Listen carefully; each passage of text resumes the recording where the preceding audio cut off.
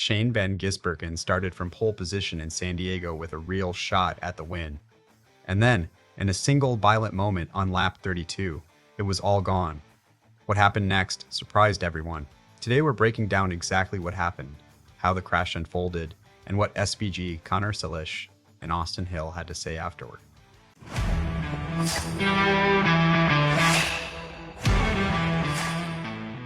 And hey, real quick, if you're a true NASCAR fan like me, go ahead and drop a like and subscribe to the channel. NASCAR Nation News is just getting started and we're pushing toward our next subscriber milestone. It's all about real talk from fans who live this sport every week. Alright, let's get into it. At first, everything was going according to plan. Shane van Gisbergen qualified on pole in San Diego and made a calculated decision. He gave up stage 1 points entirely to put himself in the best possible position to chase the race win. That's a bold strategy, and honestly, it was working. But here's the thing, everything changed on lap 32. SVG lined up for a restart in third place, directly behind Richard Childress Racing's Austin Hill. Ahead of him, Connor Zilisch was running second. Then something unexpected happened.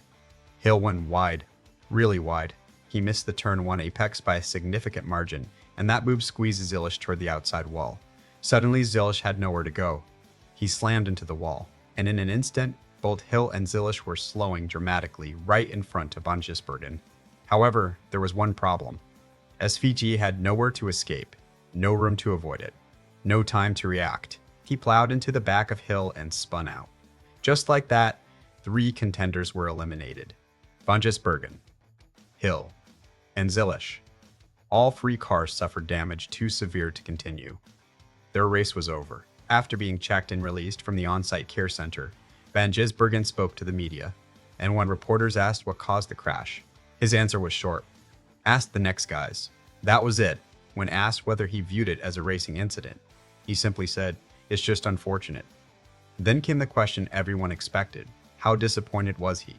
SVG answered with just 2 words. "I'm filthy." You could feel the frustration. After everything that had gone right up to that point, his day ended in a wreck he couldn't avoid. Meanwhile, his Trackhouse Racing teammate Connor Zilisch was much more direct. Zilisch made it clear who he believed was responsible. He pointed squarely at Austin Hill.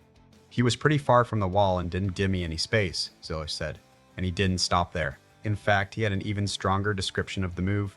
Zilisch said he wouldn't call it aggressive. He'd call it something worse. His word? Egregious.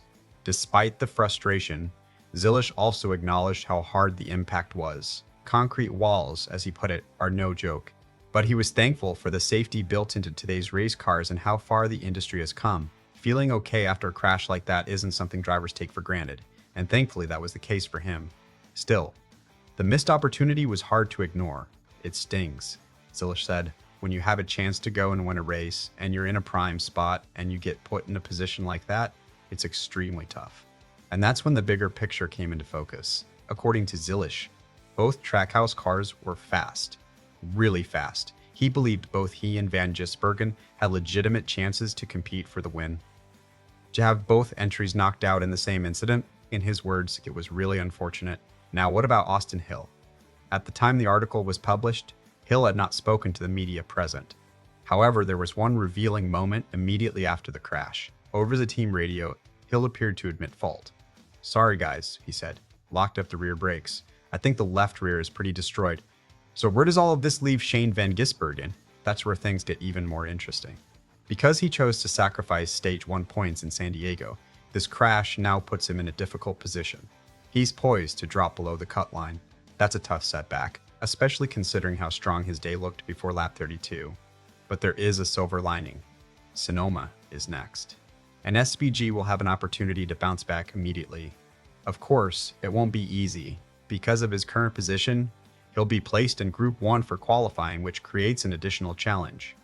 Still, SVG's mindset remains simple. Just gotta go and execute. Now the question shifts to you. Given the way SVG's San Diego race ended, do you think he can rebound at Sonoma and keep himself above the cut line? Let me know in the comments below, and if you haven't already, hit that like button and subscribe to NASCAR Nation News. We cover this sport the right way. No fluff, just real NASCAR talk. We'll see you in the next one.